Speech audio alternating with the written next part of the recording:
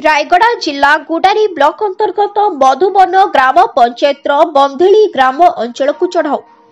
Rayagada SP निर्देश क्रमे गुड़पुर SDPO LB आचार्य नेतृत्व में गुडारी आईआईसी मैडम समर्पिता स्वाई तत्वावधान में पुलिस अबकारी विभाग और जंगल विभाग मिलित भावे बिंधेली ग्राम अंचल में चढ़ाऊ करी बेआईन भावे चाष कर 12 एकर जमी रे प्राय 36,000 गंजेई गछ काटी नष्ट कर जଣାपड़ी। गंजेई गछ 15टी जगह नष्ट कर एही चढ़ाऊ रे गुडारी तहसीलदार स्नेहलता मैडम कार्यनिर्वाही मजिस्ट्रेट भावे रही कार्यनिर्वाह पूरण करथिले। डीएसपी निर्देश क्रमे कार्यनिर्वाही अधिकारी स्नेहलता तत्वावधान में गुडारी थाना अधिकारी समर्पित स्वाई उपस्थिति रे एही गंजेई गछ सबु नष्ट करा जायछि।